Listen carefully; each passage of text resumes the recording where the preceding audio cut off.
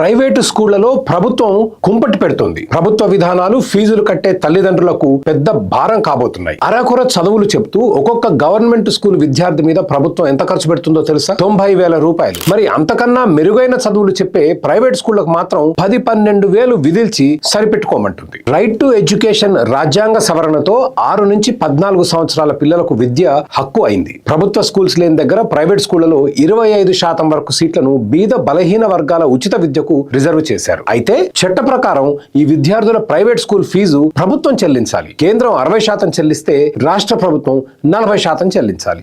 Tragedy ఏంటంటే private స్కూళ్లకు ఇప్పటి వరకు 70,000 ఉచిత విద్యార్థులను పంపిన ఆంధ్ర ప్రభుత్వం గత 4 ఏళ్లుగా చెల్లించిన ఫీజు ఎంతో తెలుసా? 0. మరి ఈ ఉచిత విద్యాభారం ఎవరి మీద పడుతుంది? ప్రైవేట్ స్కూల్ ఫీజులు కట్టే తల్లిదండ్రుల మీద. అది ఎలాగో ఒకసారి చూద్దాం. ఒక స్కూలు ఆదాయం ₹1,00,00,000 అనుకుందాం. ప్రభుత్వం 10% ఫ్రీ విద్యార్థులను ఆ స్కూల్లో చేర్పించింది అనుకుందాం. ఆదాయం 90 లక్షలకు పడిపోతుంది. తగ్గిన ఆదాయం మేర టీచర్ల సంఖ్య తగ్గుతుందా? లేదు. పోనీ క్లాస్ రూమ్లు ఇతర సదుపాయాల ఖర్చు తగ్గుతుందా? అది లేదు. మరి స్కూల్ యజమాని తన లాభంలో కోత పెట్టుకుంటాడా? ముమ్మాటికి పెట్టుకోడు. మరి ఏం చేస్తాడు? 10% ఫీజు పెంచుతాడు. చట్ట ప్రకారం సగటు విద్యార్థి మీద ప్రభుత్వం పెట్టే ఖర్చు ప్రైవేటు ఫీజు. ఈ రెంటిలో ఏది తక్కువ ఉంటే అది ప్రభుత్వం చెల్లించాలి. గవర్నమెంట్ స్కూల్ విద్యార్థి మీద ప్రభుత్వం పెట్టే ఖర్చు 90,000. ఒకవేళ ప్రైవేట్ స్కూల్ ఫీజు 50,000 ఉంటే ప్రభుత్వం 50,000 చెల్లించాలి. ప్రైవేట్ స్కూల్ ఫీజు 1,00,000 ఉంటే 90,000 చెల్లించాలి. గత వైసీపీ ప్రభుత్వం 5 నుంచి 8,000 రూపాయల ఫీజు చెల్లిస్తామంటే నూతన టీడీపీ ప్రభుత్వం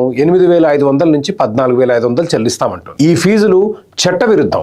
ఈ నామమాత్ర ఫీజులు కూడా 4 ఏళ్లుగా చెల్లించడం లేదు. సబ్బు, షాంపూ, బ్రష్, పేస్ట్ నుండి సిమెంటు, పెట్రోలు, మద్యం వరకు ప్రతి నిత్యావసర వస్తువు మీద 18 నుంచి 500% పన్నులు వసూలు చేసి ప్రభుత్వ స్కూళ్లను నడుపుతోంది గవర్నమెంట్. ఈ పన్నులన్నీ కట్టి మళ్ళీ 10,000 రూపాయల ఫీజులు కట్టి ప్రైవేట్ స్కూళ్లలో పిల్లల్ని చదివించుకుంటుంటే అక్కడ కూడా కుంపటి పెట్టడం న్యాయమా?